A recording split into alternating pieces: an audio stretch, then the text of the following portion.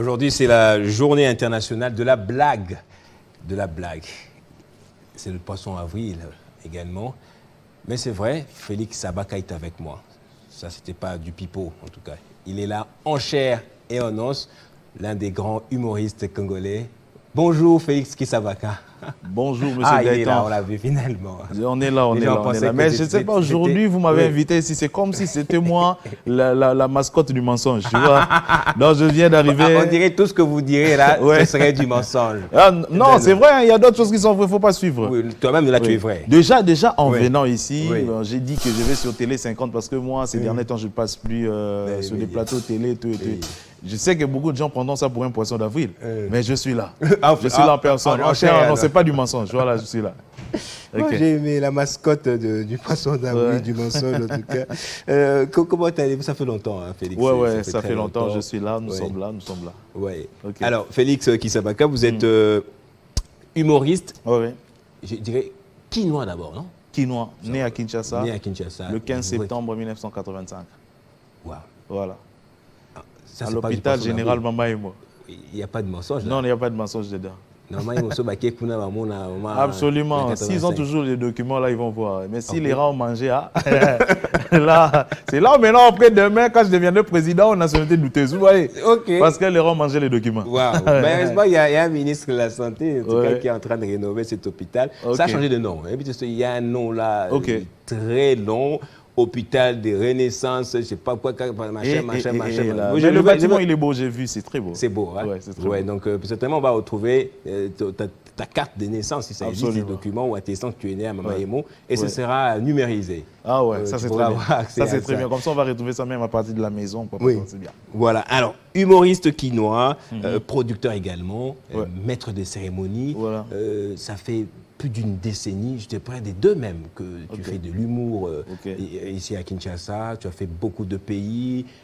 Très récemment, tu étais apparemment à Brazzaville. Tu étais plusieurs fois au Parlement du rire. Un humoriste aujourd'hui, c'est qui? Un humoriste aujourd'hui, c'est un agent économique. Mais c'est aussi une chance pour un pays. C'est-à-dire là où les gens sont stressés, là où les gens ont des problèmes, l'humoriste apporte sa touche de joie, le bonheur. Mais c'est aussi un agent économique dans le sens où ce qu'il fait comme activité aide à cet humoriste de vivre de son art et aussi aux autres de vivre de cet art. Je donnerai un petit exemple. Aujourd'hui, moi, je suis coach de certains humoristes qui sont d'abord étudiants, parce qu'il y a quelques-uns qui sont étudiants, mais qui aujourd'hui, grâce à l'humour, grâce à ce qu'ils ont appris de moi, vivent quand même de ça. C'est pas qu'aujourd'hui, ils ont des voitures ou quoi, non, mais ils vivent de ça quand même. Ça leur permet d'évacuer à certaines responsabilités, et puis voilà. D'accord. Ouais. Mais comme quoi, on peut vivre de ça aussi essentiellement. On peut vivre de l'humour. Moi, je vis que de l'humour. Moi, je me rappelle, pour ceux qui connaissent mon histoire, j'avais eu mon diplôme à l'actuelle Haute École de Commerce, IEC Gombe à l'époque. Et après, c'était le chômage. Je suis devenu humoriste par accident parce que je voulais exprimer ce que je ressentais quand j'allais chercher du boulot, les humiliations, la honte et tout. Après, un matin, j'ai décidé de les raconter sur scène. Et après, les gens ont trouvé ça amusant et tout le monde s'est retrouvé dedans, surtout les chômeurs. En tout cas, ma première cible, mon premier public, c'était les chômeurs. Et voire même mes premiers fans, des chômeurs. Et ça fait à ce qu'on puisse me donner la chance de passer dans des plateaux télé et puis intégrer des groupes comme Zappa ton neveu. Et voilà, jusqu'à faire le festival Toseka. Je vis de l'humour. Je vis de l'humour. C'est par là qu'on a commencé à découvrir Félix. Ouais, je vis de l'humour. On ment, mais c'est bien. On dit aussi vrai. Ok. On dit que derrière chaque blague se cachent des vérités, non? Oui, il y a des vérités. Il y a des vérités. Vous écrivez une conviction des fois aussi. Vous blaguez sur une thématique. Tu peux parler de Kinshasa. C'est une capitale stressante en tout cas. Oui, Kinshasa, c'est. Vous dénoncez les embouteillages. On parle de tout sauf de rien. Moi, je pense pour derrière, vous avez un message que vous faites passer. Oui. Avec de l'humour, on peut rire de tout. Sauf qu'il y a certaines personnes peut-être qui censurent. Et puis, comment dire, il y a de l'humour noir aussi qui parfois ne passe pas. Or, c'est de l'humour. On est humain. C'est juste on raconte des choses que nous vivons. Tous, nous vivons. Et il faut le raconter. Est-ce que particulièrement Kinshasa a besoin de l'humour? Kinshasa, on s'asphyxie facilement. Si Kinshasa a besoin de beaucoup d'humour. Beaucoup d'humour. Moi-même, faute de quoi on va péter le plan, non? Non, mais moi-même, oui, moi-même, je suis quinois. Oui. Avant même que je ne devienne artiste humoriste, j'avais besoin de beaucoup d'humour pour calmer mon stress, calmer mes inquiétudes. Okay. Calmer, parce que moi, je me rappelle à l'époque, j'ai failli... J'étais vraiment à 2 doigts d'un infarctus. Wow. Le chômage. Et c'est devenu un boulot aujourd'hui. J'ai dit merci à Dieu. Non, c'est pas faux. Il y a des gens qui souffrent de l'estomac aujourd'hui. Ah oui, besoin d'humour. Et une petite anecdote. Il y a un témoignage. À l'époque, nous étions dans un pâte ton neveu. On a fini l'émission, le tournage. On descend, on sort. C'est lui qui était mon mentor de l'époque qui m'appelle. Il me dit, mais écoute, il y a un monsieur qui veut te parler. Il prend le téléphone, il me donne. Le monsieur qui dit « Allô, papa, c'est papa, j'ai oublié le nom. » Il dit « Je te parle en direct de l'hôpital où je suis, de la clinique Ganda. En tout cas, merci sur ce que tu viens de raconter comme blague, ça m'a fait du bien. Tout à l'heure, les médecins étaient passés, ils ont remarqué que j'avais l'hypotension, un truc comme ça. Oui. Et juste après, il est repassé, il a trouvé que j'étais bien. Oui. Voilà. Juste parce qu'il a Je me suis dit, voilà, donc je suis un thérapeute. Oui. Et c'est bien, je n'avais pas forcément besoin d'aller à l'Unikin pour faire ça. Et voilà, c'est bien. Justement, voilà. C'est même notre thématique, l'humour comme moyen thérapeutique. Alléluia, c'est bien tous. Ça. Il y a des gens qui en ont besoin en ce moment. Absolument. Ils sont peut-être au bord de toute chose, du divorce, ils veulent jeter l'éponge, ils veulent quitter la maison. Bon, je ne vais pas dire, il y en a qui veulent se suicider. Non, le suicide, ce n'est pas chez nous. Hein. Pas, non, la RDC a beaucoup de problèmes, mais tous les suicides... Zéro. Zéro. Pourquoi alors? On tient la vie. Hein. On est bantou. Oui, moi, ça m'étonne dans des pays développés où le niveau de vie est bien, l'espérance de vie. Tu vois quelqu'un qui se suicide. Comment ils font? Mais un gars ici qui a 2 jours, il n'a pas mangé. Mais le gars dit, je vais tenir à la vie. S'il sent un signe suspect, il mange même les sables. Voilà. Alors, on est suivi par beaucoup de gens, hein, notamment par un grand saxophoniste, Boaka Jacob Walter. Walter Sax. Ah, tu connais, hein? Ouais, je connais. Est-ce qu'il y a des gens que tu ne connais pas? Pardon? Il y a des gens que tu ne connais pas, on dirait. Ouais, je suis... Walter, Boaka Jacob qui nous suit, merci beaucoup de nous suivre, les grands saxophonistes. Alors, avant de prendre quelques de vos éléments, on a en image votre passage au Parlement du Rire, quelques capsules vidéo que vous avez faites également, des blagues. Mais quelles sont les personnes qui vous ont vraiment aussi inspiré quand même, ou qui continuent à vous inspirer dans votre domaine? Ouais, moi depuis que je suis petit, j'ai été trop accro à la télé. Je regardais à l'époque les vieux Mangobo, les autres. C'était des vidéos qu'on aurait diffusées parce que dans les années 80, nous, là, nous étions encore des petits bébés. Moi, je suis né en 85. C'est vers les années 90, début 90, on suivait tout ça à la télé. Moi, j'aimais bien. Après un moment, il y a eu la vague des Sans Souci et les autres, le théâtre de chez nous. Alors, moi, je me focalisais plus sur ceux qui avaient le sens de l'humour. Parce que dans ces groupes-là, c'était un peu complexe. Il y avait une panoplie de talents. Moi, je suivais plus ceux qui étaient humoristes. Alors, après un moment, on a eu accès aux télévisions internationales. Et c'est là où on a découvert qu'il y avait d'autres humoristes qui ne se maquillaient pas et qui étaient sur scène, qui racontaient leur vie, qui parlaient des faits de société et tout et tout. Et la personne qui m'avait accroché en premier, c'était Jamel Debbouze. Après, j'ai découvert Gad Elmaleh. Gad Elmaleh, maintenant, son style me plaisait parce qu'il était sur des trucs anodins, des trucs comme ça. Et puis, voilà. Et moi, je me disais, mais comment quelqu'un qui peut te faire rire à partir d'un rien? Et ça commençait à m'intéresser. Quand il ne parle pas. Quand on était, ouais, lui, c'était la gestuelle, tu vois, tout et tout et tout. Il était bon, Gad Elmaleh. En tout cas, s'il faut l'avouer, c'est Gad Elmaleh et Jamel Debbouze qui nous ont donné ces goûts. C'est par après, en devenant humoriste, qu'on a découvert encore d'autres talents en Afrique, comme les Omar de Funzu, les Adama Daiko, Monsieur le Président, les Valérie Ndongo. Et c'est à partir de ça qu'on dit, bon, on va trouver notre propre style, et voilà. Sinon, le départ, c'est Jamel Debbouze et Gad Elmaleh. Ouais. Ils sont des références dans le monde francophone. Ils sont incontournables. Chez les anglophones, il y a encore des tas. Beaucoup. Je me rappelle, j'ai riais hier, il y a une blague de... J'ai aimé Eddie Griffin, qui disait Jésus qui était enfant à l'époque. Il y a alors Marie qui voit Jésus jouer avec ses amis. Il dit, Jésus, allez, viens te laver. Viens te laver. Et toi, tu es comme ça, tu vas marcher sur l'eau. J'avais beaucoup aimé. Et je me dis, les anglophones, ils ont un autre level. Eddie Griffin, il m'inspire beaucoup. Ouais. Kevin Hart, pas trop, parce que moi, j'ai censure souvent mes discours. Ouais. Il est bon, mais il n'a pas de censure. Il n'a pas de censure. Ouais. Il y a Eddie Murphy, il y a beaucoup. Ouais, celui qui a reçu la gifle. Chris Rock. C'est le grand Chris Rock, moi j'aime bien. Ok. Ouais, j'aime bien. D'accord, comme quoi il faut s'ouvrir à tout le monde, quoi. Le monde anglophone, le monde francophone, il faut s'ouvrir à tout ça.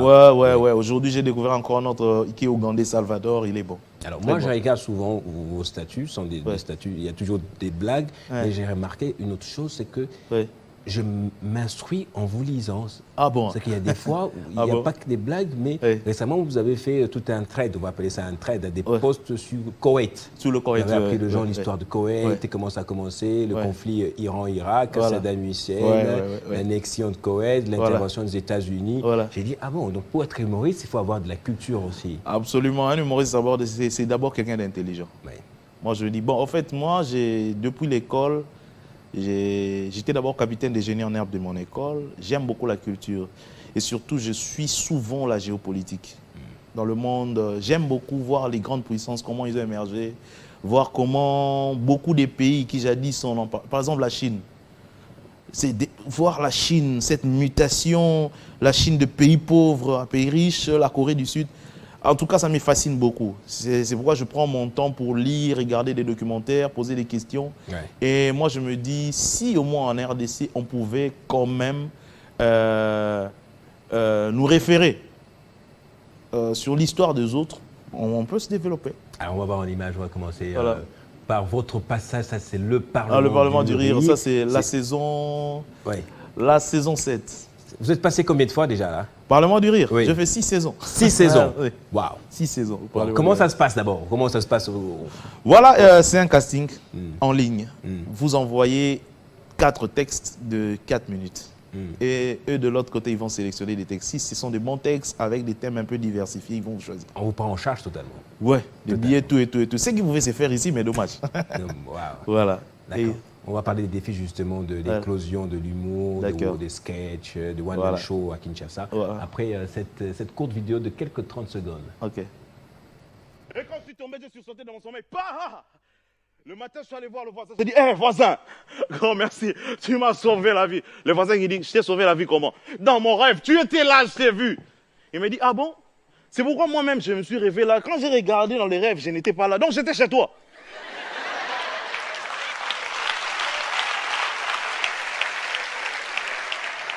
J'ai dit oui, tu étais chez moi. Il dit, ah ok, je comprends, c'est le Wi-Fi, t'es ta grosse tête qui a partagé la connexion, c'est pourquoi tu vas télécharger.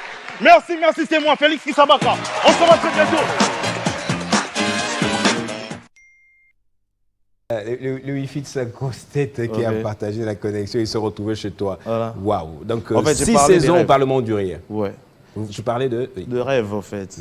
J'ai expliqué, bon, le spectacle, il est là, sauf que nous n'avons pas le droit de prendre l'intégralité de la vidéo. Parce que c'est une exclusivité du Parlement du Rire, du Canal+. Alors, où j'ai parlé des rêves, dans les rêves, en fait, on est africains, on a nos rêves. Nous avons nos rêves. Il y a aussi des rêves américains, il y a des rêves français. Je parlais de tout ça. Tu as fait beaucoup de pays. Comment on peut dire que l'autre aux années sur la Côte d'Ivoire, l'autre aux années à Kinshasa? Bon, il faut se poser maintenant la question au muet. Lorsqu'il rêve ou soit au sourd, il entend les gens parler ou quoi? C'est la question qu'il faut poser. Vraiment? Voilà. On parle aussi dans les rêves, hein? Oui, on parle dans les rêves. Et le muet, lui? Ou soit le sourd muet? Est-ce que le muet, lui, il parle dans le rêve? Ou le sourd muet, est-ce qu'il entend tout ce qui se raconte autour de lui dans les rêves?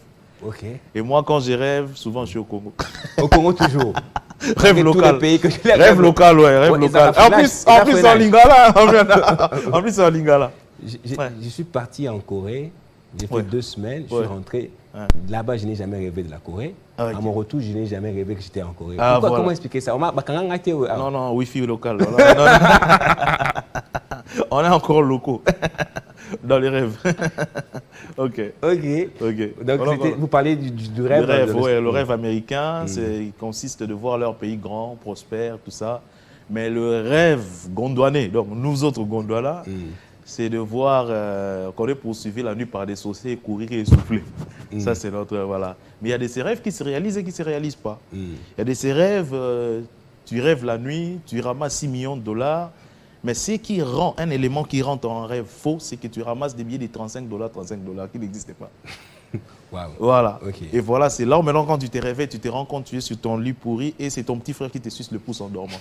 Ouais. Et mais il y a ces rêves qui se réalisent. C'est-à-dire des rêves où tu es là avec des amis, après tu te dis, je vais aller au petit coin. Ah là, ça se réalise toujours. Mais il y a des rêves aussi. Là, on développe les mécanismes, Voilà. au fur et à mesure, on grandit, Voilà. les mécanismes pour couper les films. Voilà, couper, voilà. Vous Et sautez. quand tu te réveilles, tu te rends compte que c'est toute ta famille qui se noie. Voilà. Je parlais de ça, il y a des rêves où on tombe. Donc c'est vraiment un discours, il y a beaucoup de sortes de rêves. Ouais. Alors, vous faites des sketchs comme ça, des spectacles, vous faites aussi des vidéos. On va voir la seconde vidéo. C'est une courte blague, vous allez nous en préciser justement le contexte. Voilà. Guilain, on va prendre la vidéo suivante rapidement, si c'est possible. Voilà.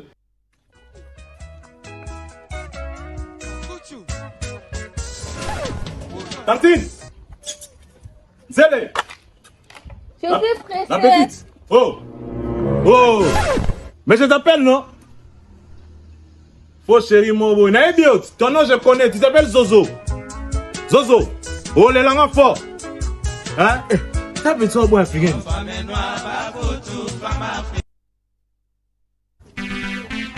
Bonjour les gens. Bonjour. Hey, yo. Viens. Tu vas bien? Oui, ça va. Donne-moi ton numéro. Moi, je t'aime grave, quoi. Ah, tu es mon grand frère du quartier, non? Il y a Jean. Non, ne m'appelle pas Jean. Tu vas me refroidir. Appelle-moi Jean Coucou. Tu vois? Donc, voilà. Passe-moi ton numéro d'abord. Je vais aller réfléchir. Oh.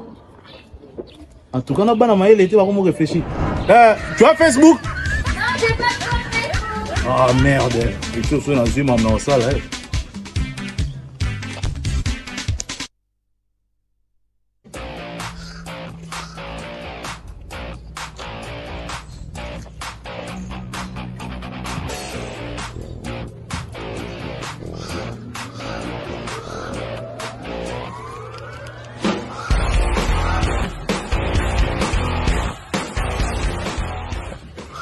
Tonton, bonjour.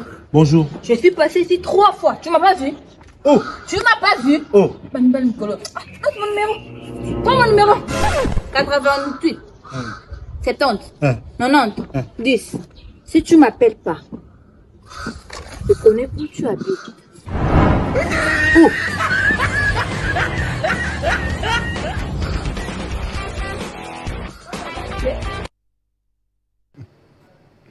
Voilà, c'était des blagues de Marie-Claire. Félix Kisabaka. Marie-Claire. Voilà. Moi, je t'aime. Donc, je voudrais savoir, est-ce que c'est facile pour un humoriste de draguer une fille? Je ne sais pas. Je ne sais pas. Oui. Mais c'est que sur le côté drôle nous apporte quelque chose. Oui. Le fait d'être drôle aussi, je pense que on s'attire la sympathie de tout le monde. Des femmes notamment. Ouais. Dans ces sketchs, au fait, je voulais juste voyager dans le temps. Mon idée, c'est de voir qu'il y a, d'expliquer aux gens plutôt qu'il y a, il y a des époques qui changent, au fait. Ou soit il y a des années, comment dire, au fur et à mesure que le monde avance, il y a des mœurs qui changent, des habitudes qui changent, et puis voilà. C'était ça l'idée. Alors je voulais rester un peu dans un niveau un peu basique, avec ma cible. Dans ces sketchs, je voulais un peu passer un message à la jeunesse. Ouais. C'est ça, en fait. Ouais. Comme vous l'avez remarqué, je suis plus sur scène. Et puis j'ai fait des capsules comme ça, question d'abord de vendre l'humour, et en plus de faire passer un message, en fait. C'est ça l'idée. Alors, je vais poser des questions beaucoup plus pratiques et contextuelles. Voilà, très bien. Comment se porte l'humour en RDC maintenant? Quels sont Je les pense obstacles, qu'il y a- les défis qui font que ce soit toujours, je dirais, un domaine qui est en gestation, qui n'éclot pas vraiment? Bon, En je termes pense qu'il y a de quand grands même, spectacles. en termes de grands spectacles, j'allais arriver là, Ouais. mais il y a quand même du progrès. Ça, il Ok. faut le reconnaître. Il y a de cela 20 ans, on ne parlait même pas des humoristes qui... Par exemple, moi je fais le stand-up comédie. Il n'y en avait pas. À l'époque, on voyait plus des humoristes avec beaucoup de maquillage, mascara et tout. Les styles de Aujourd'hui- théâtre de chez nous, tout ça, ouais. Voilà. Et aujourd'hui, on a quand même des stand-uppers. On a toute une école d'intellectuels qui font de la scène. Ça, c'est un progrès. Deuxièmement, en termes de notoriété, Oui, on s'internationalise quand même. Vous n'avez qu'à voir notre jeune frère Herman Amissi, que je salue en passant. Vous vous exportez de plus en plus. Voilà, vous n'avez qu'à voir Ronsia Koukelouki là, Abel Bouala qui est la première à l'eau Marrakech du rire. On est nombreux, Ken Gaylor et les autres, on s'est internationalisé. Ça, c'est un progrès. C'est déjà vendre la RDC sur le plan international, en matière de culture, en matière d'humour. Ça, c'est un progrès. Mais sur le plan interne, ça pose encore problème parce que moi, je pense qu'on a régressé. On avait un grand festival qu'on appelle le festival Toseka. Et aujourd'hui, nous n'avons pas de festival international. Et nous autres, nous essayons d'initier des projets. Par exemple, moi, j'ai mon projet, la Rirophonie. La Rirophonie, l'idée, c'est de promouvoir d'abord les humoristes congolais, mais avec la présence de plusieurs humoristes internationaux. C'est juste une plateforme, un tremplin, un créneau pour découvrir nos talents, pour que les internationaux découvrent nos talents chez nous. Je donne un exemple. J'appelle Rachid Badouri qui arrive ici. Badouri qui presse par exemple avec un humoriste qui vient à peine de commencer et qui découvre son talent, ça peut être un tremplin, un créneau. Vous voyez? Mais sauf que la plupart de ces projets ne sont pas encore financés parce que peu croient en l'humour. Or, l'humour, sous d'autres cieux, l'humour est une entité économique. Je m'explique. Le Marrakech du rire, par exemple. Est-ce que vous savez que Jamel Debbouze, pendant les 10 éditions, le Maroc a rapporté gros. Le roi du Maroc a financé ces projets pour que tout le monde vienne vers le Maroc. Il a voulu que le Maroc attire le monde entier afin de pouvoir gagner dans plusieurs ramifications, si je peux le dire ainsi. Je donne un exemple. Quand quelqu'un quitte son pays, un Canadien qui arrive au Maroc, il veut aller plutôt à Marrakech du Rire, qu'est-ce qu'il fait? Il prend l'avion Royal Air Maroc. L'argent reste où? Au Maroc. Il descend, il paye la taxe, tout et tout à l'aéroport. Il paye où? À l'aéroport de Kassa, c'est au Maroc. Il va utiliser une carte SIM marocaine. Il va prendre un taxi marocain. Il va aller vivre dans un hôtel marocain. Il va découvrir la culture marocaine. Il va manger, il va tout ce qu'il aura acheté, tout ça. Il sortira de l'argent et ça restera au Maroc. J'ai créé ce petit raisonnement un peu terre à terre pour que vous compreniez comment est-ce que l'humour est une entité économique. Lors du festival Toseka, il y a eu plus de 14 nationalités. 14 nationalités. Le festival Toseka a mis en lumière la République démocratique du Congo. Aujourd'hui, lorsque nous voyageons, nous partons dans des festivals, qu'est-ce qu'ils nous disent? Il n'y aura pas un autre Toseka. On ne viendra pas à Kinshasa. Kinshasa, par exemple, le Boukari dernièrement me disait, il dit, moi au Congo, je n'aime que le poulet maillot. Il dit même changer le nom de votre équipe nationale, c'est plus les repas, c'est les poulets maillot. J'étais content. Il a découvert une recette créée dans un maquis quelque part à Kinshasa qui s'est internationalisée. Vous voyez, c'est très important. Aujourd'hui, normalement, nous voulons voir des gens, des mécènes, si ce n'est pas le gouvernement, mais que les mécènes comprennent que l'humour, aujourd'hui, les humoristes sont des agents économiques. L'humour, aujourd'hui, peut être un vecteur qui peut produire beaucoup d'argent, des millions de dollars. Voilà. Merci Félix Kisabaka. Dernière question. Ouais. Herman Amissi, que vous avez cité, est pratiquement un phénomène. Hein. Oui, un phénomène. Ouais, c'est un phénomène. Qu'est-ce qui fait sa particularité d'après vous? Et comment vous le trouvez? Non, Herman, moi je pense qu'il s'adapte facilement. Ouais. Herman, c'est saisir les opportunités. Ouais. Moi, personnellement, je tire beaucoup de leçons. Parce que moi, j'ai vu Herman Amissi commencer. Ouais. La première fois, c'était à Lubumbashi en 2018. Herman m'a demandé une photo. Mais aujourd'hui, quand il est là, j'ai dit, je suis ton fan. C'est moi qui demande la photo. Une photo. Donc, Herman sait saisir les opportunités. C'est-à-dire, à chaque circonstance, il est présent. Il diffuse quelque chose, il crée un contenu. L'avantage avec lui, c'est qu'il avait compris aussi la force des réseaux sociaux. Or, nous étions humoristes télévision, pendant qu'aujourd'hui, le monde a un outil très efficace qu'on appelle réseau social. Vous voyez, Herman, TikTok l'a bien lancé, Instagram, Facebook, et il crée des contenus intéressants. Alors, quels sont les prochains programmes ou le prochain date programme pour Félix Kisabaka? Du 12 au 15 juin, je suis à Pointe-Noire. Il y a un festival qui m'a appelé à Pointe-Noire. Du 30 juin au 4 juillet, nous serons aux États-Unis d'Amérique, à Lewiston. USA. Voilà, au SMS Franco Comedy Show. C'est une première fois. Une première fois aux États-Unis. Que tu connais par cœur, tu connais Manhattan. Oui, je connais déjà les États-Unis, moi. Je suis allé dans les rêves déjà. Ok. Voilà, donc nous serons là-bas avec quelques humoristes, une bonne crème d'humoristes. Et il y aura Willy Dombo de Côte d'Ivoire. La RDC sera représentée par votre humble serviteur Félix Kisabaka, Will Bouchaboire. Il y aura Joaibin Kabodjo de Bukavu. Will Bouchaboire, il est de Lumbashi. Et puis voilà, il y aura Chambre Aloé du Gabon. Il y aura Kofi de Brazzaville. Il y aura Maman Boudi. Maman Boudi aussi sera là la partie. Merci beaucoup d'être passé sur le plateau. Merci, c'est moi qui vous ce jour remercie. du 1er avril. Ouais. Vous voyez que je n'ai pas menti, tout ce que j'ai dit est vrai. Tout. Voilà, je ne suis pas l'emblème du mensonge. Merci beaucoup en tout cas. Et très bonne journée à vous. On reste ensemble pour recevoir très rapidement Orman Bola, l'initiateur de Maindombe Awards. On va en parler, la deuxième édition. Pourquoi et quelle en a été la particularité?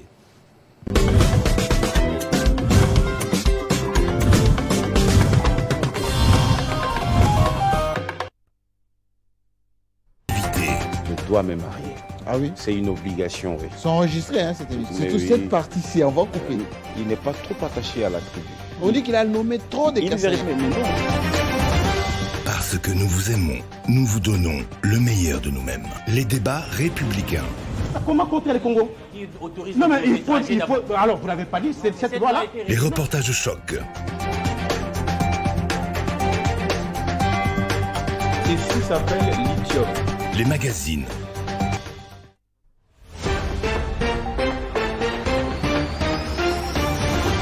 Parce que nous vous aimons, nous... Télé 50. Pourquoi nous sommes numéro 1? Numéro 1 dans l'information. À chaque heure, à toute heure. Une édition, des flashs et des brèves.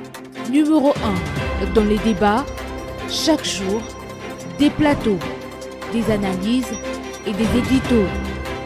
Numéro 1 dans la culture. Numéro 1 dans le sport. Télé 50. Nous sommes numéro 1. Télé 50. Simplement congolais.